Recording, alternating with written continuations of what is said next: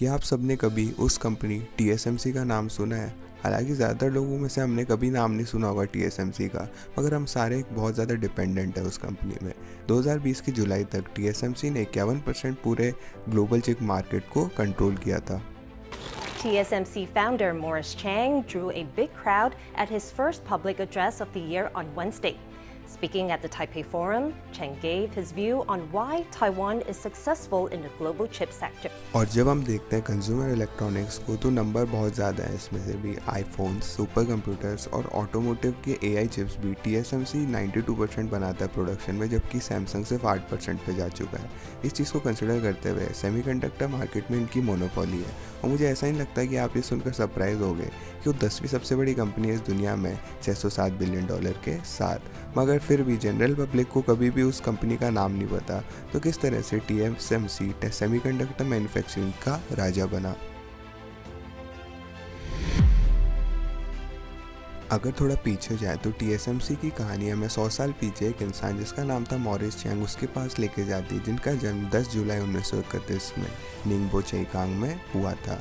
Morris के शुरुआती साल अपनी हाइट ऑफ वर्ल्ड वॉर 2 में शुरुआत हुए थे, तो उनकी फैमिली को बार बार चाइना में अलग अलग जगह जाना पड़ता था जिसकी वजह से लड़ाइयाँ ना हो। शुरुआती में वो निंगबो से ब्रिटिश हांगकांग गए और उसके बाद वहाँ से मॉरिस ने प्राइमरी स्कूल अटेंड किया, मगर जब तक वो 11 साल के हुए जापान ने हांगकांग पे हमला किया और उसे ओवरटेक कर लिया, जिसकी वजह से वो शंघाई में चले गए। उसके बाद वापस निंगबो आए और फिर चोंगक्विंग में आए। वो कुछ साल तक चला, मगर 1948 में जब चाइनीज़ सिविल वॉर शुरू हुई वापस से, तो जो फैमिली है वापस हांगकांग चली गई। मॉरिस के लिए एक चीज़ अच्छी थी कि वो 18 साल के होने वाले थे, जिसका मतलब है कि वो कॉलेज काफ़ी ज़्यादा स्टेबल एरिया में जा सकते थे। मॉरिस तो शुरुआत में एक राइटर और जर्नलिस्ट बनना चाहते थे, मगर उनके पिता ने उन्हें कहा कि इंजीनियरिंग काफ़ी स्टेबल रास्ता है, और इसी के साथ साथ मॉरिस आगे गए, यूएस में गए। उसके बाद उन्होंने हार्वर्ड यूनिवर्सिटी अटेंड करी। वहाँ पे हार्वर्ड में 1 साल तक रहे, जिसके बाद वो एमआईटी चले गए अपने सेकेंड ईयर में। मॉरिस ने अपनी बैचलर्स मैकेनिकल इंजीनियरिंग में ली 1952 में, और वो अपना आगे जाकर मास्टर्स भी करने वाले थे 1953 में। मॉरिस ने एक डॉक्टरल डिग्री भी करी एमआईटी से, मगर वो 1955 में क्विट करने वाले थे, जब उनका बहुत बार रिजेक्ट कर दिया गया। और क्योंकि मॉरिस के पास पहले से बैचलर और मास्टर्स थी इंजीनियरिंग में, तो इतना मुश्किल नहीं था उनको जॉब ढूंढने के लिए। 1955 में मॉरिस ने सिल्वेनिया सेमीकंडक्टर को ज्वाइन किया और वहाँ पर 3 साल तक काम किया। उसके बाद वो टेक्सास इंस्ट्रूमेंट्स में चले गए, जहाँ पर उन्होंने अपना ज़्यादातर काम करने वाले दिन बिताए, ना कि बाकी एंटरप्रेन्योर्स की तरह जो कि अपने कॉलेज के दिनों में या फिर काम करने के कुछ सालों बाद बिजनेस शुरू कर देते हैं। मॉरिस ने जॉब तब तक शुरू रखी जब तक वो रिटायर हुए। उसके बाद वो कॉर्पोरेट लैडर में चलते गए और टेक्सास इंस्ट्रूमेंट में रहे 25 सालों तक। और 1961 में टेक्सास इंस्ट्रूमेंट ने स्पॉन्सर किया मॉरिस की पीएचडी को इलेक्ट्रिकल इंजीनियरिंग में स्टैनफोर्ड से। और मुझे लगता है इसी की वजह से मॉरिस तब तक रुके रहे, और पीएचडी लेने के बाद मॉरिस वाइस प्रेसिडेंट बन गए और प्रेसिडेंट बन गए टीआई के। और ये 1983 तक था कि मॉरिस ने टीआई को छोड़ दिया, जब उन्हें सीईओ की जनरल इंस्ट्रूमेंट कॉरपोरेशन में जॉब मिली। वो वहाँ पे भी 1 साल तक रहे और 1985 में क्विट कर दिया। इस पॉइंट पे मॉरिस 55 साल के हो चुके थे, और मुझे उम्मीद है कि उन्होंने काफ़ी सारे पैसे बना लिए थे इंजीनियर और एग्जीक्यूटिव होने के नाते, तो इसकी वजह से वो रिटायर हो सकते हैं आसानी से। मगर उन्होंने पर ताइवान और फिलिप्स के साथ पार्टनर करके 1987 में टीएसएमसी को फाउंड किया। जिस टाइम पर टीएसएमसी की शुरुआत हुई थी, लेगेसी प्लेयर जैसे इंटेल, टीआई और एनएसी डोमिनेट करते थे मार्केट को, और क्योंकि साल लगे थे मैन्युफैक्चर और एडवांस सेमीकंडक्टर्स को बनाने के लिए, तो बैरियर टू एंट्री था इंडस्ट्री में काफ़ी ज़्यादा था। मगर ब्राइट साइड में ये था कि अगर आप उस बैरियर को क्रॉस कर दो तो आपके पास ब्रांड वैल्यू की ज़रूरत नहीं होती, क्योंकि कंज्यूमर को ये पता नहीं होता कि चिप्स कहाँ से आ रही है। तो इसकी वजह से इलेक्ट्रॉनिक कंपनीज सिर्फ कॉस्ट इफेक्टिव सप्लायर को चूज़ करती है। टीएसएमसी की पहली चिप 2 प्रोसेस नोड्स या फिर 2 जनरेशन पीछे थी अपनी कंपटीशन से, मगर मॉरिस जो थे अपना काम करके अपनी प्राइसिंग जो थी सेमीकंडक्टर की वो कॉस्ट कर्व में लेके आए। दूसरे शब्दों में कहें तो मॉरिस ने शुरुआत में लॉस लिया कस्टमर्स को अट्रैक्ट करने के लिए, उसके बाद इकोनॉमिक्स ऑफ स्केल को लिया प्रॉफिट बनाने के लिए। मगर सिंपल तो लगता है थ्योरी में, मगर ये आइडिया एक्सट्रीमली कॉन्ट्रोवर्शियल था 1980s में, क्योंकि काफ़ी डिफ़िकल्ट था ये इकोनॉमिक्स ऑफ स्केल में लेके जाने के लिए। तो मॉरिस तो काफ़ी अच्छी गैम्बल कर रहे थे स्ट्रेटजी के साथ, मगर क्योंकि वो ताइवान और फिलिप्स के साथ थे, उनको बहुत ज़्यादा पैसों की दिक्कत नहीं थी। 4 से 5 सालों में मॉरिस ने गैप जो था TSMC और लेगेसी प्लेयर्स को एक प्रोसेस नोड का कर दिया था, और उसी के सेम टाइम में मॉरिस ने TSMC को पब्लिक लेके गए 1993 में ताइवान स्टॉक एक्सचेंज में। 4 साल बाद TSMC जो थी पहली ताइवानीज कंपनी बनी जो कि न्यूयॉर्क स्टॉक एक्सचेंज में लिस्ट हुई, और उसकी हेल्प से पब्लिक मार्केटर्स और irrational.com बबल की वजह से मॉरिस जो थे वो अपनी सुपर अग्रेसिव स्ट्रेटेजी को 1990s तक लेके गए, और TSMC जो था वो लेगेसी प्लेयर्स को उस सेंचुरी के आखिर तक कैच करने वाली थी। TSMC फाइनली काफ़ी अच्छा कर रही थी सेमीकंडक्टर इंडस्ट्री में, और वो आराम से उसी के साथ कंपटीशन में रह सकते थे, मगर मॉरिस के कोई भी प्लान नहीं थे रुकने के। इसकी वजह से उन्होंने अपनी कंपनी के एफर्ट्स कैचिंग करने के लिए कंपटीशन में लगा दिए, और वो अपने सारे एफर्ट ग्लोबल लीडर बनने में लगा रहे थे। और क्योंकि वो 70 साल से ज़्यादा बूढ़े हो चुके थे, मॉरिस ने अपनी पोजीशन CEO की रिक टिसाई को दे दी, और रिक की लीडरशिप के अंदर TSMC जो थी वो इनोवेट करती रही अपनी चिप्स। और 2006 से 2008 के बीच में रिक ने कंपनी का बिगेस्ट लीप लिया इन मैन्युफैक्चरिंग में 65 नैनोमीटर्स की चिप से 40 नैनोमीटर की चिप तक।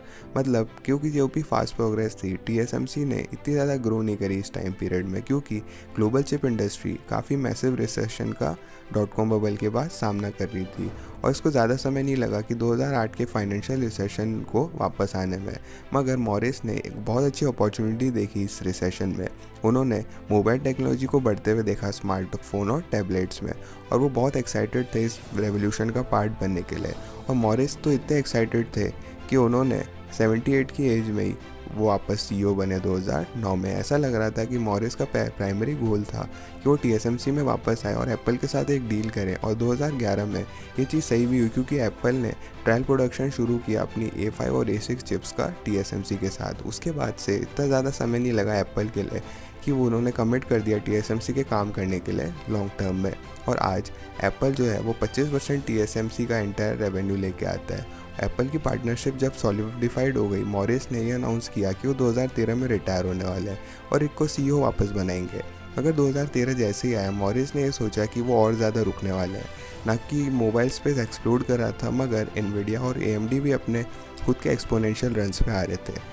NVIDIA ने मशीन लर्निंग और AI को इंडस्ट्रीज़ को 2010 की और PC मार्केट की स्टार्टिंग में एम्ब्रेस करना शुरू कर दिया, और इसी के साथ साथ AMD भी मॉरिस की स्ट्रेटजी अपना रहा था, चिप्स को ऐसे प्राइस करके राइजन को। इसकी वजह से वो काफ़ी ज़्यादा अच्छी सक्सेस बनी। चीज़ों को और अच्छी बनाने के लिए बिटकॉइन 2017 में एक्सप्लोड कर गया, जिसकी वजह से क्रेजी हाई डिमांड हो गई NVIDIA और AMD के GPUs के क्रिप्टो माइनिंग रिग्स के लिए। और क्योंकि TSMC सप्लायर था NVIDIA, AMD, एप्पल और बाकी सबका, तो इसकी वजह से सारा बूम TSMC के ऊपर आ गया। TSMC ने अपना .com हाई स्कोर लेट 2016 में ब्रेक कर दिया, और इसी के साथ साथ वो इतना ज़्यादा ग्रो करने लगे दोबारा से। इसी के साथ साथ जो मॉरिस थे वो फाइनली रिटायर हो गए 2018 में 86 साल की एज में। जब मॉरिस चले गए, मार्क ल्यू जो को CEO बने थे वो CEO और चेयरमैन बन गए, और उसके कुछ सालों बाद TSMC वापस से धीरे कम होने लगी। हालांकि ऐसा लगता है कि मार्क की वजह से हो रहा था ऐसा, मगर उनकी गलती नहीं थी। मॉरिस जो थे वो बहुत अच्छे थे जब पीक आता था चले जाने पे। हालांकि जो कंपनी थी वो कुछ साल तक और धीमे चली। जब एक बार पेंडेमिक आया और सप्लाई शॉर्टेज की शुरुआत हुई, TSMC जो था वो वापस से ऊपर चला गया। हालांकि जो सप्लाई शॉर्टेज थी वो और बहुत ज़्यादा अच्छी नहीं थी TSMC के लिए। हाँ, उनके प्रॉफिट और स्टॉक प्राइस तो काफ़ी ज़्यादा अच्छे चले गए थे, मगर जो शॉर्टेज थी उसने एक लोगों की अटेंशन लाई कि TSMC की मोनोपोली है, क्योंकि जो भी शायद चिप शॉर्टेजेस का सर्कल था वो TSMC पे ही आ रहा था। और हालांकि ये अच्छी चीज़ तो नहीं है कि एक कंपनी इतना सारा इन्फ्लुएंस लेके जा रही है, मगर बहुत सारी गवर्नमेंट्स है इसलिए पूरी दुनिया में वो डाइवर्सिफाई करना चाहती है चिप प्रोडक्शन को। एग्जाम्पल के लिए फॉर्मर प्रेसिडेंट डोनाल्ड ट्रंप ने TSMC को प्रेशर किया $12 मिलियन का मैन्युफैक्चरिंग प्लांट बनाने का फीनिक्स में। इसी तरह TSMC ने एग्री किया रिसर्च और डेवलपमेंट फैसिलिटी खोलने का जापान में। इसी के साथ साथ यूरोपियन यूनियन जो है वो TSMC को 2 नैनोमीटर के प्रोडक्शन पे बीट करने चाहता है, मगर ये बहुत ज़्यादा डिफिकल्ट होने वाला है, क्योंकि TSMC खुद भी अभी 3 नैनोमीटर की प्रोडक्शन पे है, और वो कभी भी धीरे नहीं कर रहे अपनी इनोवेशन को। और पीटर हैनबरी के हिसाब से अगर आपको TSMC के अगेंस्ट कम्पीट करना है 3 नैनोमीटर पे, तो आपको $15 बिलियन अगले साल खर्च करने पड़ेंगे, फिर 18 बिलियन उसके अगले साल, और फिर 20 बिलियन उसके अगले साल। और जब ये बात सिर्फ 3 नैनोमीटर की हो रही है, यूरोपियन यूनियन TSMC को 2 नैनोमीटर में बीट करना चाहती है। ये प्रॉब्लम है कि टेक्नोलॉजी के हिसाब से जैसे इम्प्रूव होती है वो एक्सपोनेंशियली मुश्किल हो जाती है, काफ़ी ज़्यादा एक्सपेंसिव हो जाती है अगला स्टेप लेने के लिए। तो बेसिकली इम्पॉसिबल है ये इस स्टेप को करना, TSMC के अगेंस्ट कम्पीट करना। तो इसकी वजह से आपको कम से कम $100 बिलियन का बजट चाहिए बीट करने के लिए TSMC को 2 नैनोमीटर के प्रोजेक्ट के लिए शॉर्ट पीरियड ऑफ टाइम में। हालांकि EU के पास बहुत सारा पैसा अफोर्ड कर सकता है इसे, मगर वो मुझे लगता नहीं कि इतनी बड़ी इन्वेस्टमेंट करेंगे, और जैसे जैसे टाइम जाता रहेगा ये बहुत हार्ड होता जाएगा TSMC को चैलेंज करना। तो हो सकता है EU जो है वो बाइट करे बुलेट को, मगर हमें सिर्फ रुक के इंतज़ार करना पड़ेगा। हालांकि इसमें तो कोई डाउट नहीं है कि TSMC एक मोनोपोली है, मगर ये भी आर्ग्यू किया जा सकता है कि एथिकल मोनोपोली है, क्योंकि उन्होंने कोई भी प्राइसेस नहीं बढ़ाए, ना ही अपने इनोवेशन को कम किया है, ना फिर किसी तरह के करप्शन में आया।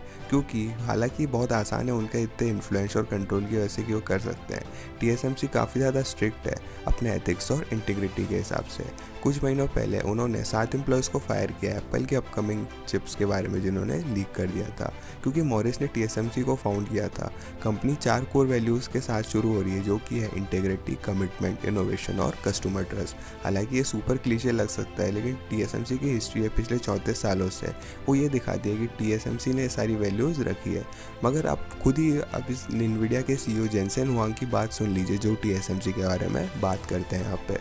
Because I think that Moore's, his career, his philosophies, TSMC, its strategies, its core values is absolutely a study in industrial revolution. There is no question about it. इस चीज़ को सुनने के बाद मुझे लगता है काफ़ी ज़्यादा क्लियर है कि दुनिया की सबसे बड़ी कंपनी जो है TSMC के साथ काम इसलिए नहीं करती क्योंकि उन्हें करना पड़ता है, बल्कि इसलिए क्योंकि वो करना चाहती है। और जब तक ये केस है तो जब हो सकता है कि TSMC की मोनोपोली बुरी ना हो। क्या आपको लगता है कि TSMC के लिए कुछ किया जाना चाहिए? कमेंट करके ज़रूर बताना, और इस वीडियो को लाइक भी कीजिएगा अगर आप TSMC की चिप्स के लिए ग्रेटफुल हो। हमारे डिस्कॉर्ड कम्युनिटी को ज्वाइन कीजिएगा फ्यूचर वीडियो आइडियाज सजेस्ट करने के लिए। हमारे चैनल को भी सब्सक्राइब कीजिएगा बाकी सवालों के लॉजिकली आंसर्स के लिए। मैं था चिरंजीव, मैं मिलता हूँ आपसे अगली वीडियो में।